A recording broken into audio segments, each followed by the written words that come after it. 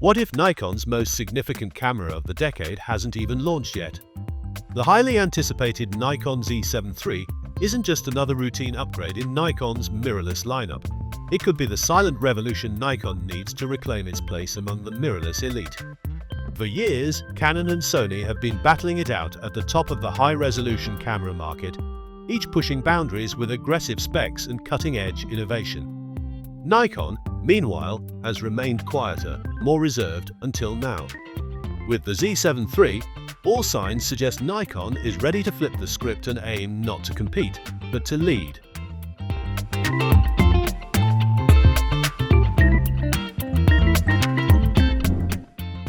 To appreciate what's coming, we need to briefly revisit Nikon's journey. The original Z7 made its debut as part of Nikon's first-generation mirrorless lineup, bringing a full-frame sensor and pro-level image quality to a new format.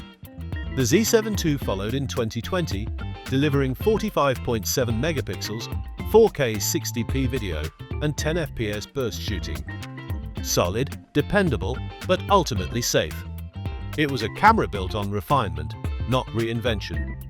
At a time when Sony was pushing 61MP sensors and Canon was unleashing 8K RAW video with the EOS R5, Nikon's Z7 II felt competent but conservative. Fast forward to 2025, and Nikon now appears poised to rewrite the narrative. According to a stream of compelling leaks and insider whispers, the Z7 III won't just polish what already exists, it will redefine what high-resolution hybrid cameras can be. The most eye-catching development is the rumored newly designed 45.7 megapixel full-frame sensor. While the resolution figure may appear familiar, the architecture behind it reportedly isn't. This new sensor is expected to feature significantly faster readout speeds, dramatically reducing rolling shutter effects while improving low-light performance. If true, the Z7 III would match, or potentially exceed, the performance seen in Sony's stacked sensors and Canon's cutting-edge tech in the R5 Mark II. That's a huge leap in real-world use, especially for action shooters and hybrid creators. Backing up this sensor is likely a pair of next-generation X-Speed image processors, or perhaps an entirely new imaging engine. This upgrade is more than just a speed boost. It opens the door for features Nikon has never fully explored. Expect real-time, AI-enhanced subject tracking that learns and adapts from your shooting style.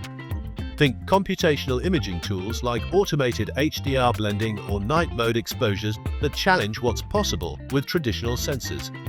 On the video side, this extra processing muscle could enable internal 10-bit RAW recording, likely in Nikon's proprietary NRAW format, without the need for bulky external recorders. Speaking of video, the Z7 III's rumored 8K at 30 FPS recording with full sensor readout is a major shift in Nikon's mirrorless strategy. Until now, Nikon's hybrid appeal has been modest compared to Canon and Sony. But if the Z7 III can handle 8K internally while also offering 4K at 120 FPS, it could attract serious content creators looking for a do-it-all camera. Wedding filmmakers, YouTubers, documentary shooters, all could benefit from a Nikon that doesn't compromise on frame rates or bit depth. Combined with better heat management and internal codecs, the Z7 III could become a true cinema tool wrapped in a photographer's body. Autofocus is also expected to see a massive evolution. Nikon's current subject tracking is decent, but in a world where Sony and Canon are using AI to anticipate and track subjects with near-psychic accuracy, Nikon needs to catch up. And they might. The Z7 III's AF system is rumored to leverage AI for advanced subject recognition, not just identifying eyes and faces, but understanding subject behavior, movement direction, and context. Imagine a system that not only locks onto a bird mid-flight, but continues tracking even when it briefly disappears behind a branch, then re-engages the moment it's visible again. If Nikon delivers on this front, it would not only match competitors but redefine what smart autofocus really means. Ergonomics and physical design haven't been ignored either.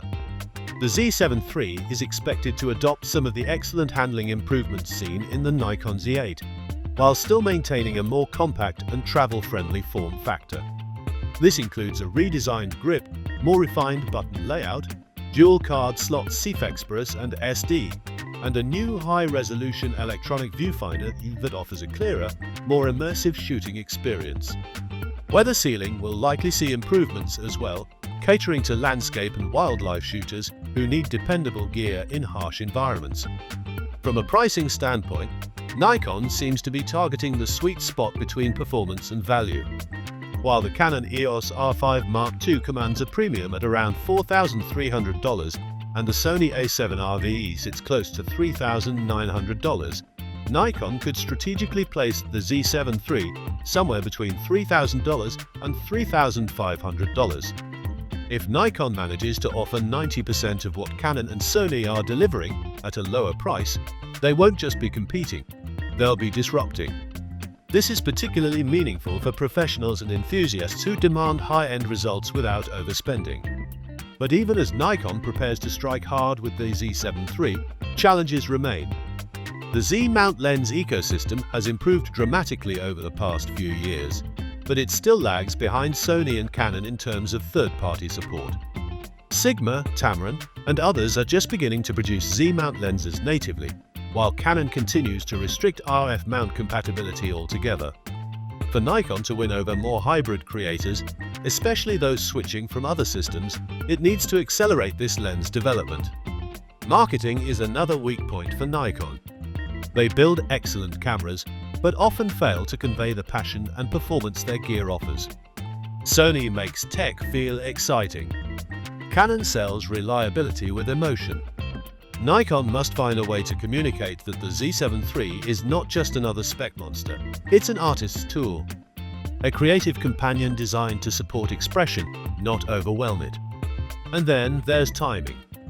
If Nikon waits too long, say, beyond Q1 of 2026, it risks falling behind the next wave of mirrorless innovation. The market is moving fast. Users are pragmatic. Brand loyalty is no longer guaranteed. Launching the Z7 III in late 2025, ideally before the holiday season, would give Nikon the runway it needs to make an impact before competitors drop their next-generation models. In the end, the Nikon Z7 III isn't just important for Nikon, it's a turning point. It represents a renewed understanding of what today's creators need. Performance, yes, but also elegance, dependability, and meaningful innovation. It's a camera that could attract not only Nikon loyalists, but also Canon and Sony users looking for a fresh approach to mirrorless photography. This is a device that doesn't just tick boxes. It reflects Nikon's values: natural color science, reliable design, deep photographic heritage, and a user experience built by real photographers. The real question isn't whether the Z7 III will beat the R5 II or the A7 RV on a spec sheet. It's whether it will feel better to use, deliver more satisfaction, and inspire more creativity. That's what will define its success in 2025 and beyond. For those who still believe in the craft of photography, and who want a tool that respects the process as much as the product, the Nikon Z7 III might just be the comeback camera we've been waiting for. Now it's up to Nikon to deliver.